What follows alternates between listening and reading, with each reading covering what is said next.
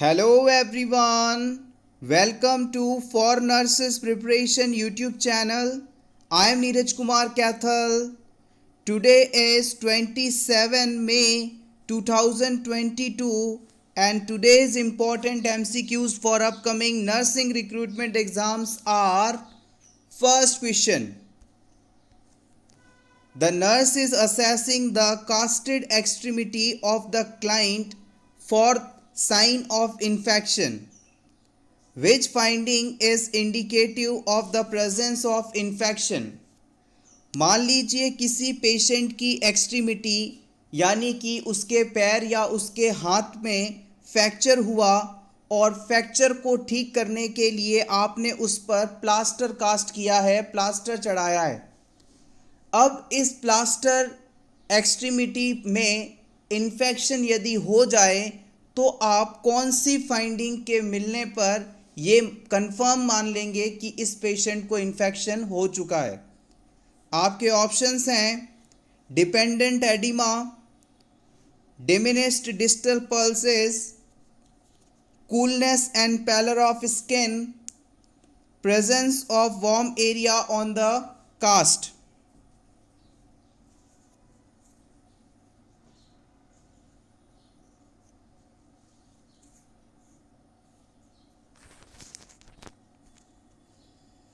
The right answer is option D. Plaster लगा होने के कारण प्लास्टर के नीचे वाली स्किन की रेगुलर केयर नहीं हो पाती और इस वजह से वहाँ इन्फेक्शन होने की संभावना रहती है। अगर स्किन ओपन होती है तो हम उसे देख सकते हैं, इन्फेक्शन को आइडेंटिफाई कर सकते हैं, लेकिन प्लास्टर की प्रेजेंस के कारण स्किन की क्या कंडीशन है इसे हम देख नहीं सकते। और इस सिचुएशन में अगर वहाँ इन्फेक्शन होता है तो उसे आइडेंटिफाई करने के लिए हम तीन इम्पॉर्टेंट फाइंडिंग्स को असेस करते रहते हैं रेगुलरली, जिसमें सबसे पहला है मस्टी ऑडोर। अगर प्लास्टर कास्ट के नीचे इन्फेक्शन हुआ है तो वहाँ से एक बदबू आएगी, बैड ऑडोर आएगी, बुरी बदबू आएगी। या हो सकता है कि इस जगह से कोई बदबूदार तरल रिसाव करे, प्रूलेंट ड्रेनेज देखने को मिले। या फिर हो सकता है कि कास्टेड एरिया आपको अदर बॉडी पार्ट की तुलना में गर्म दिखाई दे, वार्म फील हो। अगर इन तीनों में से कोई भी सिम्टम आपको देखने को मिले तो आप तुरंत कह सकते हैं कि इस पेशेंट में प्लास्टर कास्ट के नीचे इन्फेक्शन हुआ है। इसके अलावा ऑप्शंस में दिए गए dependent oedema, diminished arterial pulse, coolness and pallor of skin, ये सभी इस प्लास्टर के दबाव के कारण उस एरिया में सर्कुलेशन प्रॉपर नहीं हो रहा है, इस चीज़ को बताती है। अगर फ्रैक्चर्ड पार्ट पर प्लास्टर आपने बहुत ज़्यादा टाइट कर दिया तो इस सिचुएशन में उस एक्सट्रीमिटी में सर्कुलेशन प्रॉपर नहीं होगा और ब्लड सर्कुलेशन नहीं हो पाने के कारण proper dependent oedema, diminished arterial pulse और कूलनेस, पैलर ऑफ स्किन आदि फाइंडिंग्स देखने को मिल सकती है। यहाँ पर डिपेंडेंट एडिमा जो शब्द आया है इसे कई बार क्वेश्चंस में पूछा जाता है, देखा जाता है। एग्जैक्टली डिपेंडेंट एडिमा का मीनिंग क्या है इसे भी जान लेते हैं। Dependent oedema is specific to parts of body that are influenced by gravity such as your legs, feet, arms.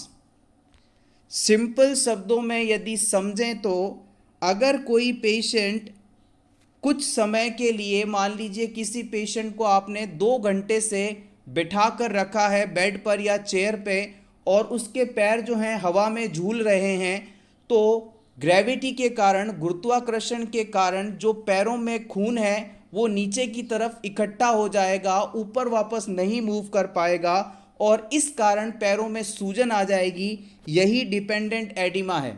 शरीर का कोई भी हिस्सा जब नीचे झूलता है, लटका हुआ रहता है कुछ समय के लिए, तो ग्रेविटी के इफेक्ट के कारण ब्लड का एक्यूमुलेशन होना डिपेंडेंट एडिमा कहलाता है, और ये आपको लेग्स में, फीट में या आर्म्स में देखने को मिल सकता है।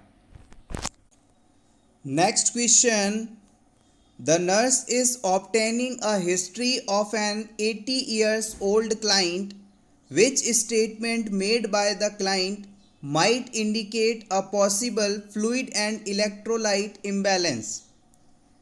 किसी 80 साल के पेशेंट की हिस्ट्री लेते समय कौन सा ऑप्शन आपको ये बताता है कि इस बुजुर्ग पेशेंट में इलेक्ट्रोलाइट इम्बैलेंस होने की संभावना है? ऑप्शन ए, जब वो पेशेंट कहे कि मेरी स्किन हमेशा ड्राई रहती है।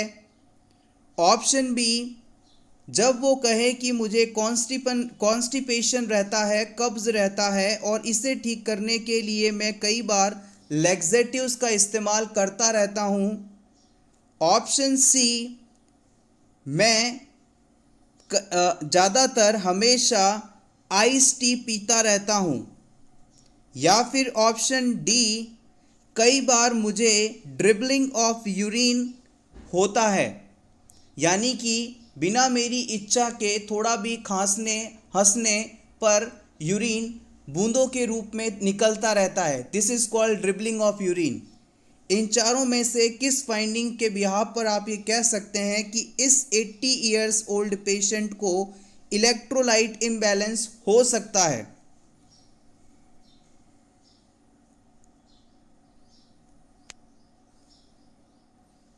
The right answer is option B.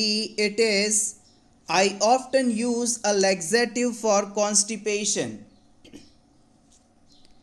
जिन लोगों को कॉन्स्टिपेशन या कब्ज़ रहता है वो इस कब्ज़ से छुटकारा पाने के लिए अक्सर लैक्सेटिव्स का इस्तेमाल करते हैं, और ये लैक्सेटिव कई बार डायरिया कॉज करता है, जिसके कारण इन पेशेंट्स के अंदर इलेक्ट्रोलाइट का बहुत ज़्यादा लॉस देखा जाता है। और इसीलिए हम कह सकते हैं कि लैक्सेटिव्स का लगातार इस्तेमाल पेशेंट में इलेक्ट्रोलाइट इम्बैलेंस कॉज कर सकता है, because laxatives may cause diarrhoeal condition. Laxatives को कई बार पुर्गेटिव्स, एपरिएंट्स आदि के नाम से भी जाना जाता है। लैक्सेटिव्स स्टूल को लूज बना देते हैं और बाउल मूवमेंट को इंक्रीज करते हैं, जिससे कि जो कॉन्स्टिपेशन है उसमें रिलीफ देखने को मिलता है। लैक्सेटिव्स की बात की जाए तो इसे हम ओरली या रेक्टली दोनों ही रूट से एडमिनिस्टर कर सकते हैं। टाइप्स की बात की जाए तो इसमें बल्क फॉर्मिंग एजेंट, जिसमें डाइटरी फाइबर्स इंक्लूड कर सकते हैं, इमोलिएंट एजेंट जिसे आप स्टूल सॉफ्टनर्स कहते हैं, lubricant agent, hyper osmotic agent, saline laxative agents, stimulant agents आदि आते हैं। Next question, what is the appropriate weight of the placenta to the baby at term? आपको टर्म प्रेगनेंसी पर placenta और बच्चे के वेट का रेशो सेलेक्ट करना है। 1:2, 1:4, 1:6, 1:8।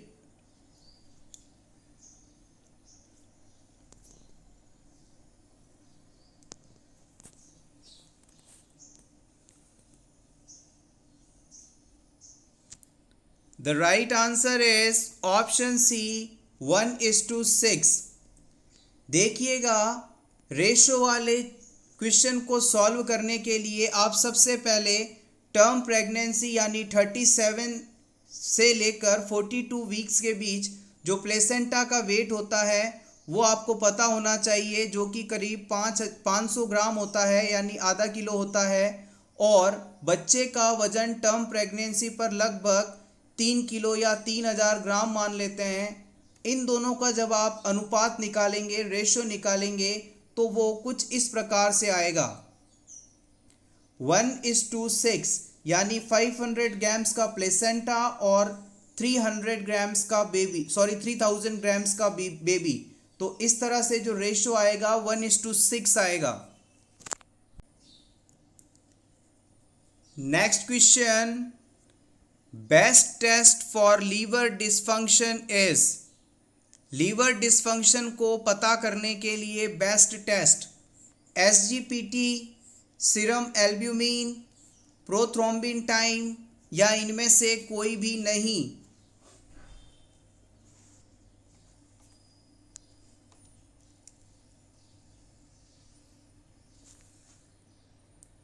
The right answer is option A, SGPT। किसी भी पेशेंट के लीवर में प्रॉब्लम है या नहीं, इस चीज़ को आइडेंटिफाई करने के लिए हम सिंपली LFT टेस्ट करवाते हैं, लीवर फंक्शन टेस्ट करवाते हैं। और इस लीवर फंक्शन टेस्ट के अंतर्गत serum bilirubin, albumin, ALT, AST, PTINR आदि इंक्लूड किए जाते हैं। एग्ज़ाम पॉइंट ऑफ व्यू से AST और ALT की फुल फॉर्म भी कई बार पूछ ली जाती है। आप चाहें तो इसका स्क्रीनशॉट ले सकते हैं, इम्पॉर्टेंट है। AST यानी एस्पार्टेट एमिनो ट्रांसफरेज, इसे हम SGOT टेस्ट के नाम से भी इस्तेमाल करते हैं, जिसका फुल फॉर्म होता है serum glutamic oxalo acetic transaminase. ALT test का फुल फॉर्म है एलेनिन एमिनो ट्रांसफरेज, जिसे आप SGPT के नाम से भी जानते हैं, जिसका फुल फॉर्म है सीरम ग्लूटामिक पायरुविक ट्रांसएमाइनेज। लीवर हमारे शरीर की सबसे बड़ी और भारी ग्रंथि है, जिसका वजन करीब 1.5 किलो होता है। ये हमारे एब्डोमेन में राइट अपर पार्ट में पाई जाती है और डायफ्राम के नीचे किडनी के ऊपर लोकेटेड रहती है। लीवर को 2 इम्पॉर्टेंट एरिया से ब्लड सप्लाई पहुंचती है। अगर आपसे पूछ लिया जाए कि लीवर को ऑक्सीजनेटेड ब्लड कौन पहुंचाता है, तो आप बताएंगे हिपैटिक आर्टरी। और यदि आपसे पूछ लिया जाए कि लीवर को न्यूट्रिएंट रिच ब्लड कहाँ से मिलता है, तो आप कहेंगे हिपैटिक पोर्टल वेन से। लीवर फंक्शंस की बात की जाए तो लीवर द्वारा बाइल का प्रोडक्शन किया जाता है, जो कि आगे जाकर गॉल ब्लैडर में स्टोर रहता है और फैट के मेटाबॉलिज्म के लिए इसकी आवश्यकता रहती है। इसके बाद बिलिरुबिन, कोलेस्ट्रॉल, हार्मोन और ड्रग्स आदि के एक्सक्रीशन में लीवर का इम्पोर्टेंस है। फैट, प्रोटीन, कार्बोहाइड्रेट, इनकी मेटाबॉलिज्म भी लीवर में ही होती है। कई एंजाइम्स का एक्टिवेशन भी लीवर द्वारा किया जाता है। ग्लाइकोजन, विटामिन, मिनरल आदि को लीवर स्टोर करके रखता है और शरीर में इसकी आवश्यकता होने पर इसे वापस वहाँ भेज दिया जाता है ब्लड में।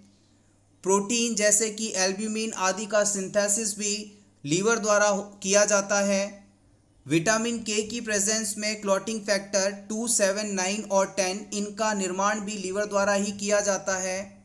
ब्लड को डिटॉक्सिफाई करना हो या प्यूरिफाई करना हो, तो इसके लिए भी लीवर ही रिस्पॉन्सिबल माना जाता है। नेक्स्ट क्वेश्चन, लेप्रोस्कोपी क्या है, आपको बताना है।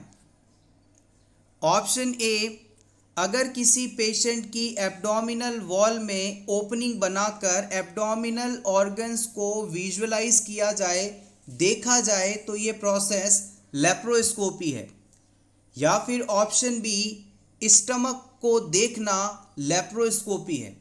या फिर ऑप्शन सी, वेजाइनल वॉल द्वारा पेल्विक ऑर्गन्स का विजुअलाइजेशन लेप्रोस्कोपी है। या फिर यूरिनरी ब्लैडर को देखना, विजुअलाइज करना लेप्रोस्कोपी है।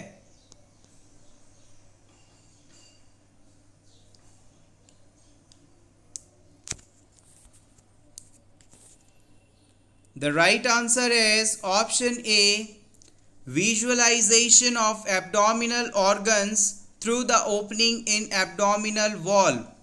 अगर किसी भी पेशेंट के एब्डोमेन एरिया में आप छोटा सा होल बनाकर उससे लेप्रोस्कोप को इंसर्ट करके एब्डोमिनल कैविटी में मौजूद ऑर्गन्स को देखते हैं, विजुअलाइज करते हैं, उनका असेसमेंट करते हैं, तो ये प्रोसीजर लेप्रोस्कोपी के नाम से जाना जाता है। अगर आप स्टमक का विजुअलाइजेशन कर रहे हैं तो इसे आप गैस्ट्रोस्कोपी के नाम से जानते हैं। कल्डोस्कोपी में वेजाइनल वॉल के रास्ते पेल्विक ऑर्गन्स का विजुअलाइजेशन किया जाता है। सिस्टोस्कोपी वह प्रोसीजर है जिसमें सिस्टोस्कोप के द्वारा किसी भी पेशेंट का यूरिनरी ब्लैडर कैसा है इस चीज़ को विजुअलाइज किया जाता है। आप चाहें तो इन सभी का स्क्रीनशॉट ले सकते हैं, सिंपल है लेकिन कई बार ये टर्म्स पूछी जा सकती हैं आपको।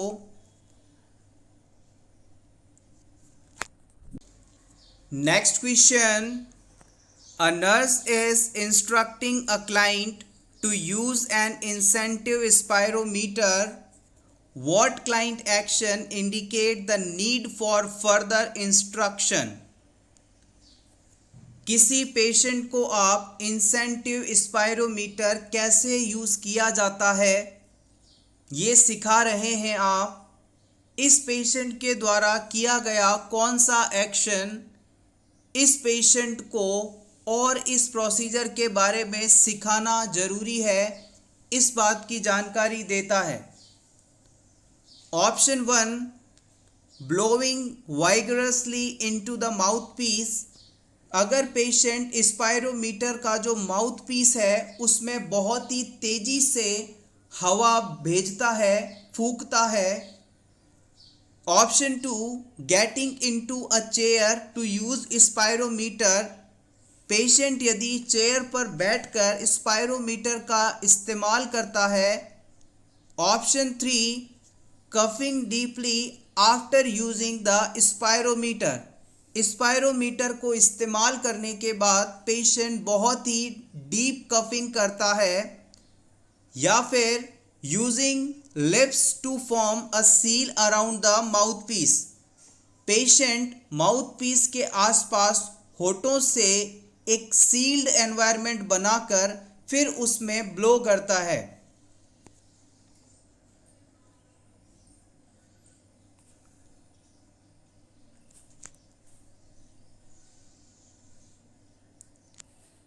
The right answer is option 1. It is blowing vigorously into the mouthpiece. अगर पेशेंट स्पायरोमीटर के माउथ पीस में बहुत ही रैंडमली तेजी से बिना किसी सीक्वेंस के ब्लो करता है, हवा को भेजता है यानी फूंक मारता है, तो ये प्रोसेस या ये तरीका गलत माना जाएगा।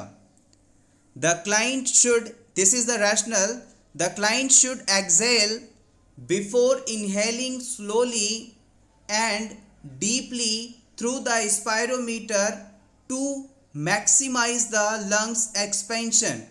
इस चीज को एक बार फिर से रीड करते हैं, बड़े ही ध्यान से सुनिएगा। इस पूरा स्पायरोमीटर का कॉन्सेप्ट है ये। The client should exhale before inhaling slowly and deeply through spirometer to maximise the lungs expansion. इस पेशेंट को जब स्पायरोमीटर यूज करना हो तो उसे पहले एक्सेल करना चाहिए, यानी अपनी जो हवा है, सांस है, फेफड़ों में जो गैस मौजूद है उसे एक्सेल कर दे, अपने लंग्स खाली कर दे और उसके बाद स्लोली और डीपली जितना ज़्यादा इनहेल कर सकता है, इंस्पायर कर सकता है, करे। This is the right way. Option 2 में कहा गया था sitting in chair and using spirometer. अगर पेशेंट चेयर पर बैठकर इस स्पायरोमीटर का इस्तेमाल करता है तो इससे जो पेशेंट का डायफ्राम है कुछ नीचे चला जाएगा और लंग्स को फैलने के लिए पूरा स्पेस मिलेगा और ये तरीका बिल्कुल सही है। सिटिंग पोजीशन में आकर स्पायरोमीटर का इस्तेमाल करना सही है। स्पायरोमीटर को यूज़ करने के बाद कफिंग करने से जितने भी लंग्स या चेस्ट एरिया में म्यूकस या सिक्रीशन है वो लूज होकर कफ के थ्रू बाहर आ जाएगा और ये एक हेल्दी एडाप्टेशन है। अगर पेशेंट इस स्पायरोमीटर के जो माउथ पीस है जिसे मुंह के पास रखा जाता है उस एरिया पर अपने होठों से एक सील्ड स्पेस कवरिंग बनाकर फिर उसमें एयर जो है इनहेल की जाती है, तो इससे जो स्पायरोमीटर की एयर है सिर्फ वही पेशेंट के लंग्स तक जाएगी और लंग्स की प्रॉपर एक्सरसाइज हो पाएगी। अगर पेशेंट माउथ पीस के चारों तरफ लिप्स द्वारा सील्ड एरिया नहीं बनाता तो जब वो इनहेल करेगा तो स्पायरोमीटर डिवाइस के बाहर एटमॉस्फेयर की जो एयर है वो भी पेशेंट के लंग्स में जाएगी और इससे लंग्स की प्रॉपर एक्सरसाइज नहीं हो पाएगी। जब भी आप स्पायरोमीटर का इस्तेमाल करें आप हमेशा माउथ पीस के चारों तरफ होठों से एक सील्ड एरिया बनाएं और फिर एयर को इनहेल करें।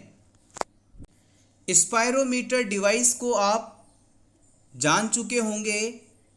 इस तरह का डिवाइस होता है जिसके अंदर 3 कॉलम्स होते हैं और यहाँ पर 3 अलग अलग कलर की बॉल्स होती हैं, रेड, येलो और ब्लू जनरली, और यहाँ से एक पाइप जुड़ा रहता है जिसके इस जगह पर माउथ पीस होता है। इस माउथ पीस से पेशेंट एयर को इन करता है तब ये बॉल्स की मूवमेंट अप डाउन होती है। This is the spirometer. Next question, pacemaker of uterine contractions. Uterine contractions के लिए पेसमेकर के रूप में कौन सा स्ट्रक्चर काम करता है?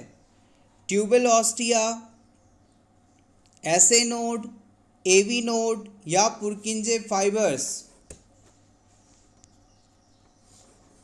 Important.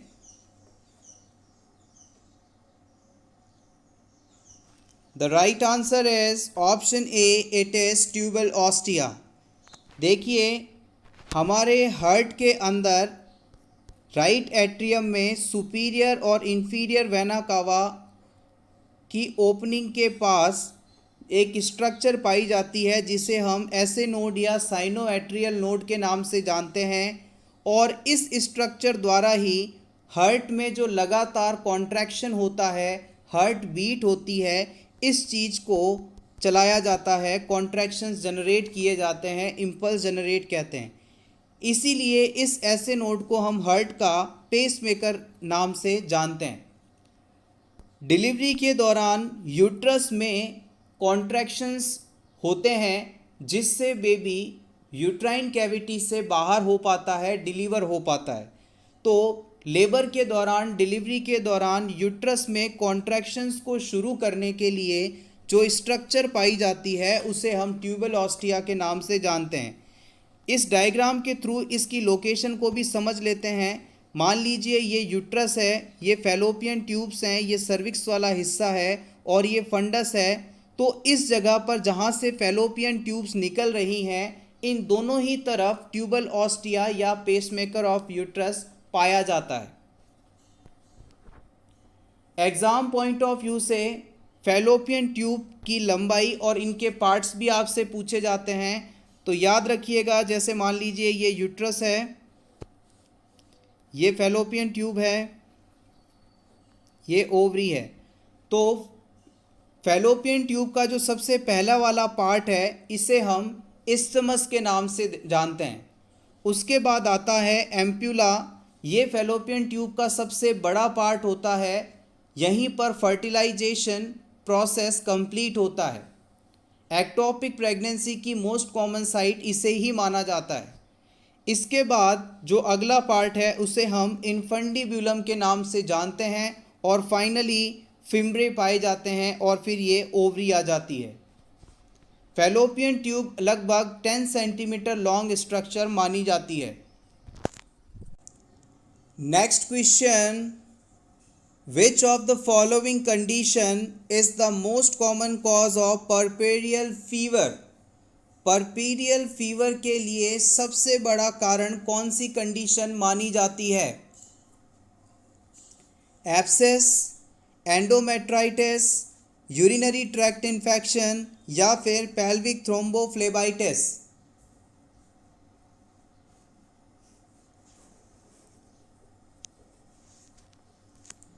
The right answer is option B, endometritis.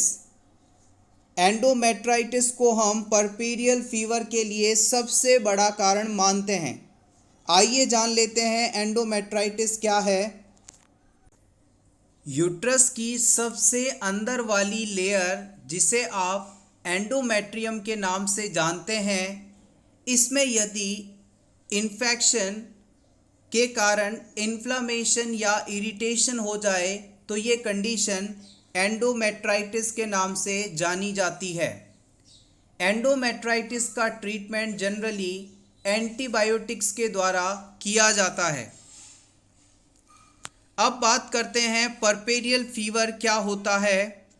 परपेरियल fever को हम चाइल्ड बेड फीवर के नाम से भी जानते हैं। Puerperal fever also known as child bed fever, इस नाम से आपको अपकमिंग एग्जाम्स में क्वेश्चन देखने को मिल सकता है। परपेरियल फीवर जनरली चाइल्ड बर्थ या एबॉर्शन के बाद यूट्रस में इन्फेक्शन के कारण आने वाला फीवर है।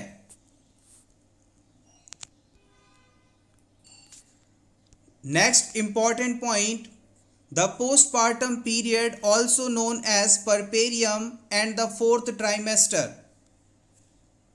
प्रेगनेंसी में बच्चे के डिलीवर होने के बाद का जो समय होता है उसे हम परपेरियम पीरियड या फोर्थ ट्राइमेस्टर के नाम से जानते हैं।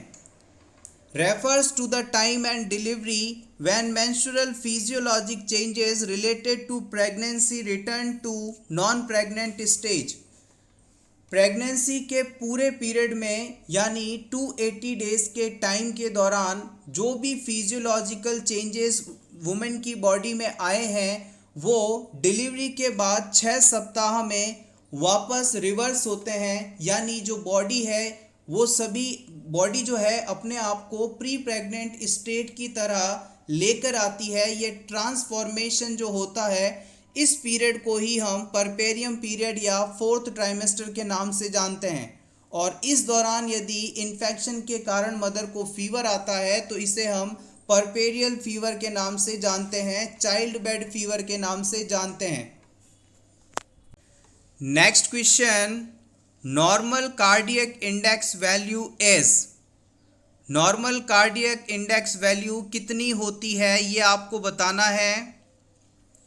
5.5 to 6.5, 6.5 to 7.5, 1.5 to 2.5, 2.5 to 4 liters per minute per square meter।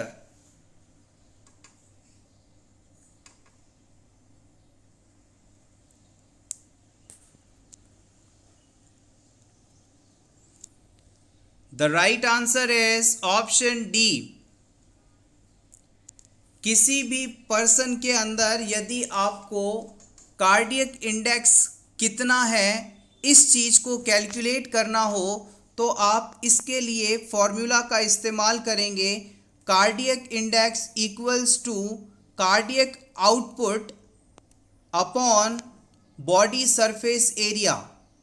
Body surface area, cardiac output को यदि बॉडी सरफेस एरिया से डिवाइड कर दिया जाए तो आने वाली वैल्यू कार्डियक इंडेक्स कहलाती है। इस कार्डियक इंडेक्स के थ्रू हम किसी भी पेशेंट के हार्ट की परफॉर्मेंस उसके बॉडी साइज के अकॉर्डिंग कितनी है इसे कैलकुलेट कर सकते हैं। कार्डियक इंडेक्स एक हीमोडायनेमिक पैरामीटर है जो कि किसी भी पर्सन की बॉडी साइज के अकॉर्डिंग उसका हार्ट कैसा परफॉर्म कर रहा है इस चीज़ की जानकारी देता है। कार्डियक आउटपुट को निकालने के लिए आपको पता है हार्ट रेट को स्ट्रोक वॉल्यूम से मल्टीप्लाई किया जाता है और बॉडी सरफेस एरिया से अगर डिवाइड कर देंगे तो जो वैल्यू आएगी वो कार्डियक इंडेक्स कहलाएगी। और इसका जो नॉर्मल है वो 2.5 से 4 लीटर्स पर मिनट पर स्क्वायर मीटर ये होता है। आप चाहें तो इसका स्क्रीनशॉट ले सकते हैं। Next question, the ICDS programme covers urban and rural population. ICDS programme कितनी जनसंख्या को कवर करता है? 1 lakh, 1,50,000, 2 lakh, 2,50,000।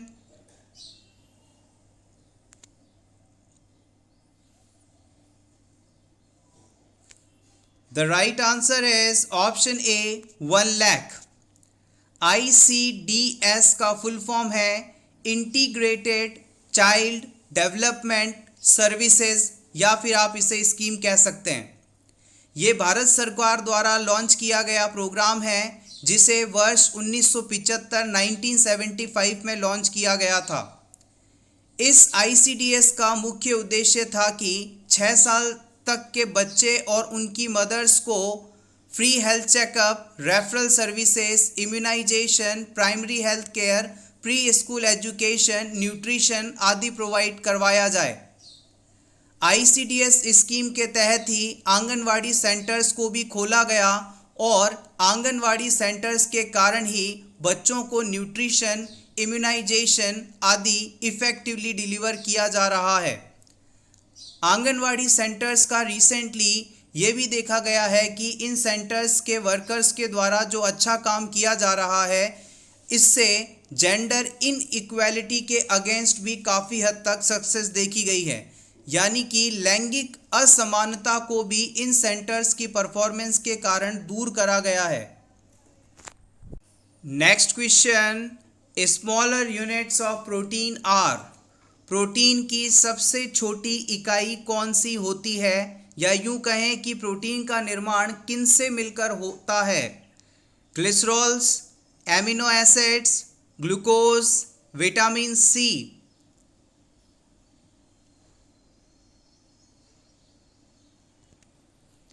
The right answer is option B, it is amino acid. Amino acids आपस में जुड़कर प्रोटीन का निर्माण करते हैं। प्रोटीन हमारी बॉडी की ग्रोथ, रिपेयर आदि के लिए बहुत ही इसेंशियल है। नेक्स्ट क्वेश्चन, इन मेज स्टेबल पॉपुलेशन डिजीज अकर। जिन एरियाज में मेज यानी मक्का ज़्यादा खाया जाता है उस जगह पर लोगों में कौन सा डिजीज़ होने की संभावना बढ़ जाती है? Beriberi, pellagra, neural tube defects, megaloblastic anaemia.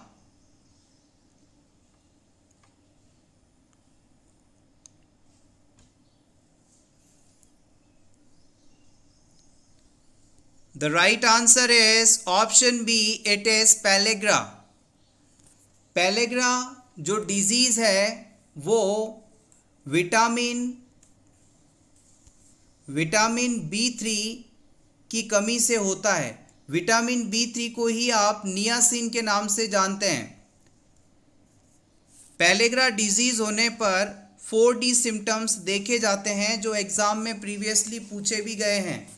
4D symptoms में डायरिया, डिमेंशिया यानी याददाश्त का खत्म होना, डर्मेटाइटिस यानी स्किन डिजीज़ और फाइनली डेथ पॉसिबल है।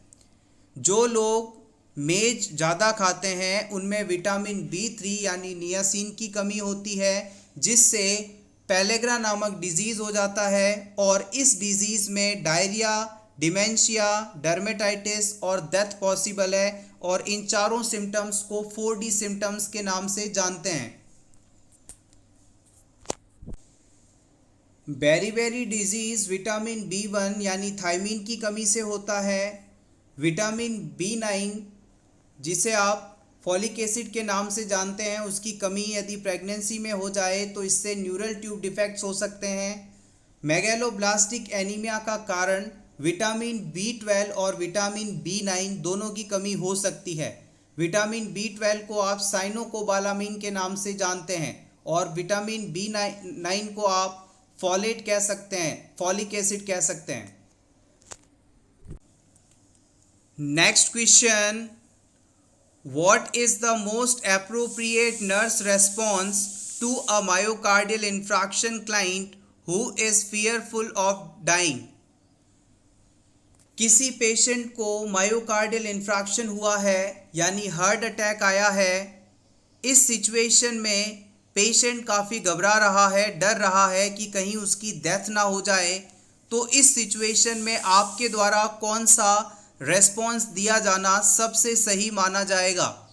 Option A, tell me about your feelings right now. आप इस पेशेंट से पूछेंगे कि आप इस समय एग्जैक्टली क्या महसूस कर रहे हैं, मुझे अपनी फीलिंग्स बताइए। या फिर option B, when the doctor arrives everything will be fine. जैसे ही डॉक्टर आ जाएंगे सब कुछ ठीक हो जाएगा, घबराए ना। Option C, this is a bad situation but you will feel better soon. ये एक बहुत ही बुरी सिचुएशन है लेकिन आप जल्दी ही अच्छा महसूस करने लगेंगे। या फिर option D, please be assured we are doing everything we can to make you feel better. हम इस सिचुएशन में जो भी कर सकते हैं कर रहे हैं जिससे कि आपको अच्छा फील हो। कौन सा रिस्पॉन्स आप इस पेशेंट को देंगे जब उसे हार्ट अटैक आया है और वो काफ़ी डरा हुआ है? The right answer is option A, tell me about your feelings right now. आप इस पेशेंट को उससे क्या एग्जैक्टली फील हो रहा है, कैसे सिम्टम्स वो फील कर रहा है, उसके माइंड में क्या थॉट्स आ रहे हैं, अगर ये आप पूछते हैं उससे तो वो डिस्क्राइब करेगा। ये एक ओपन एंडेड क्वेश्चन है जिसमें पेशेंट अपनी फीलिंग्स को एक्सप्रेस करेगा और कहीं ना कहीं उसकी एंजाइटी कुछ कम होगी, वो बेहतर होगा। So response A is correct here. Next question, haversian canals are structures found in. Haversian canal कहाँ पाई जाती हैं?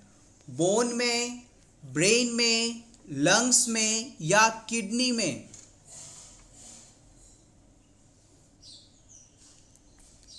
The right answer is option A, Haversian canal वह स्ट्रक्चर है जो कि बोन में पाई जाती है और इसी स्ट्रक्चर में ब्लड वेसल, नर्व्स आदि पाई जाती हैं जिसके थ्रू वो एक बोन सेल से दूसरे बोन सेल तक अपनी जानकारी, इम्पल्स आदि को पहुंचाती हैं, कम्युनिकेट कर पाती हैं।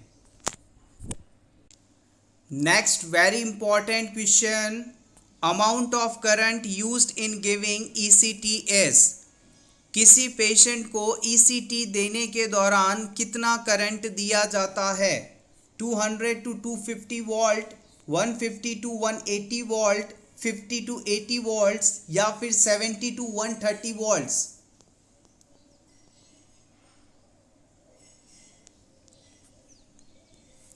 The right answer is option D, it is 70 to 130 volts.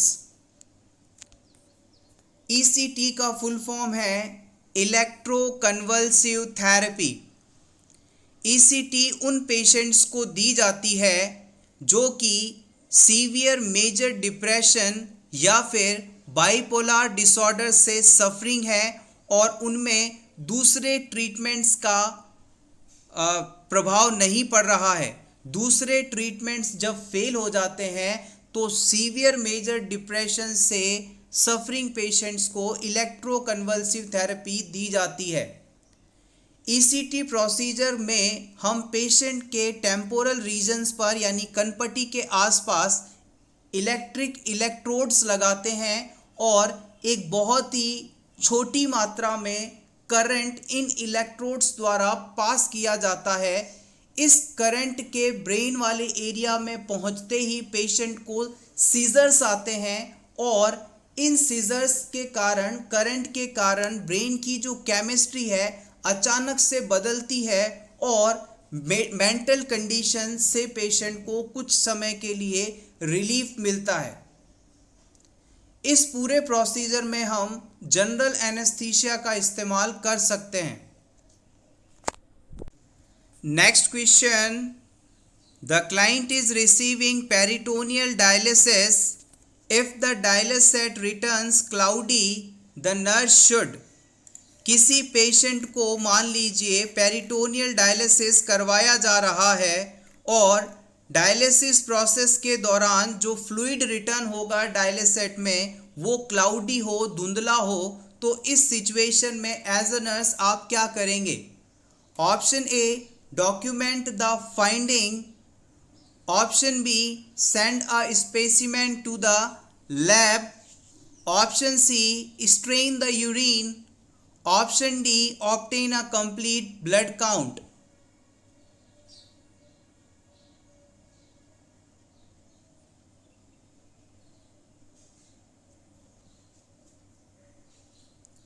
The right answer is option B. देखिएगा, डायलिसिस के दौरान, पेरिटोनियल डायलिसिस के दौरान अगर जो फ्लूइड रिटर्न हो रहा है वो क्लाउडी है तो इस सिचुएशन में पेशेंट की बॉडी में इन्फेक्शन हो सकता है और ये इन्फेक्शन किस वजह से है, इस चीज़ को आइडेंटिफाई करने के लिए हम इसका सैंपल लैब में भिजवा सकते हैं और ये सही इंटरवेंशन माना जाएगा। अगर आप इस चीज़ को केवल डॉक्यूमेंट करते हैं तो ये सफिशिएंट इंटरवेंशन नहीं माना जाएगा। यूरिन की स्ट्रेनिंग ये सही नहीं है। साथ ही साथ कंप्लीट ब्लड काउंट करवाना है या WBC सेल काउंट करवाना है, इसका डिसीजन या ऑर्डर फिजिशियन द्वारा लिया जाएगा। इसके लिए आप कुछ भी नहीं कर सकते। सो क्लाउडी डायलिसिस फ्लूइड आने के बाद हम इसका स्पेसिमेन लैब में सेंड करेंगे। Option B is correct here. Next question, dehydration can be assessed through, किसी भी पेशेंट में डिहाइड्रेशन है या नहीं, इसे हम किससे असेस कर सकते हैं? स्किन इलास्टिसिटी द्वारा, सनकन आइज के द्वारा, थ्रस्ट द्वारा या फिर ऑल ऑफ द अबव?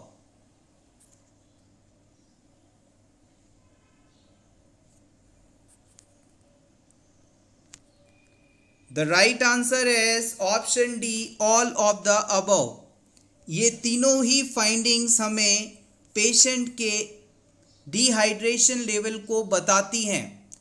अगर पेशेंट में फ्लूइड या पानी की कमी है तो उसकी स्किन की जो इलास्टिसिटी है वो डिक्रीज हो जाएगी। पेशेंट की बॉडी के किसी भी हिस्से की स्किन को जब आप पिंच करके होल्ड करेंगे कुछ सेकंड्स के लिए और फिर जब छोड़ेंगे तो वो स्किन अपनी नॉर्मल पोजीशन में आने में कुछ समय लेगी, तो ये हमें डिहाइड्रेशन के बारे में बताती है। अगर स्किन पिंच करके होल्ड किया आपने और जैसे ही आपने छोड़ा तुरंत नॉर्मल पोजीशन में आ जाती है तो इसका मतलब है कि उसकी बॉडी हाइड्रेटेड है। इसके अलावा सनकन आइज जो है इस पेशेंट में देखने को मिलेंगी और पेशेंट के अंदर थ्रस्ट या पुअर ड्रिंकिंग दोनों ही सिचुएशंस डिहाइड्रेशन में हो सकती हैं। यहाँ पर सनकन आइज वाली फाइंडिंग जो लिखी गई है, सनकन आई शब्द का एग्जैक्ट मीनिंग अगर आप समझना चाहें तो आप सिंपली कहेंगे आँखों का धसा हुआ दिखाई देना। आँखों का धसा हुआ यानी डीप शिफ्टेड आइज जो होती हैं उसे ही आप सनकन आइज के रूप में जानते हैं। जैसे कि कई बार अगर आप कई दिनों तक लेट नाइट स्टडी करते हैं, कम सोते हैं, तो आपकी आंखों के नीचे डार्क सर्कल्स हो जाते हैं, स्किन कुछ उभरी हुई और आंखें अंदर धसी हुई दिखाई देती हैं। यही कंडीशन सनकन आई है। सनकन आइज होने का सबसे बड़ा कारण होता है डिहाइड्रेशन, नींद पूरी ना लेना और उम्र का बढ़ना। Next question, endocrine glands release there hormones in, endocrine gland अपने हॉर्मोन्स को कहाँ सिक्रीट करती हैं, रिलीज करती हैं? Directly in blood, directly in tissue, directly in skin या फिर through the duct in the body?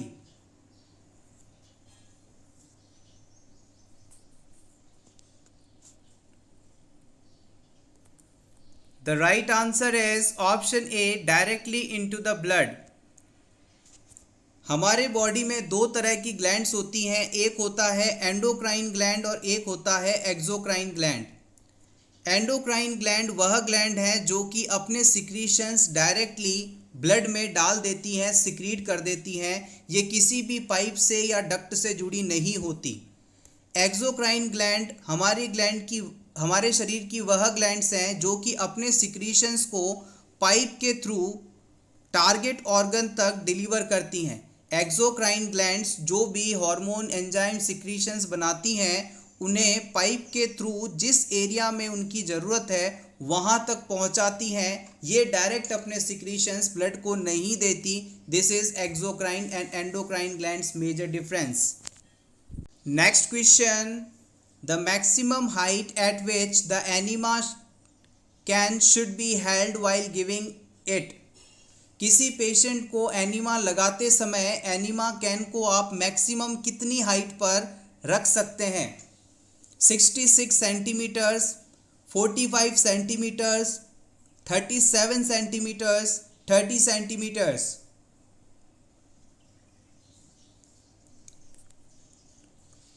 The correct answer is option B 45 centimetres. याद रखिएगा, एनिमा कैन को हम मैक्सिमम 45 सेंटीमीटर तक रख सकते हैं या फिर इसे आप 18 इंच भी कह सकते हैं। किसी न्यूबॉर्न बेबी की हाइट आपसे पूछी जाए तो आप बता सकते हैं कि वो 45 से 50 सेंटीमीटर का होता है। अगर अडल्ट में स्पाइनल कॉर्ड की लेंथ आपसे पूछ ली जाए तो वो भी 45 से 50 सेंटीमीटर्स तक होती है। Next question, parenteral preparation of potassium should be administered slowly to prevent. किसी भी पेशेंट में आपको पेरेंट्रल रूट से यदि पोटेशियम देना है तो आप उसे स्लो क्यों एडमिनिस्टर करते हैं? किस रीज़न के कारण इसे स्लो दिया जाता है? एसिडोसिस ना हो इसलिए, कार्डियक अरेस्ट ना हो जाए इसलिए, रेस्पिरेटरी अरेस्ट ना हो जाए इसलिए, या ओवरलोड ना हो इसलिए।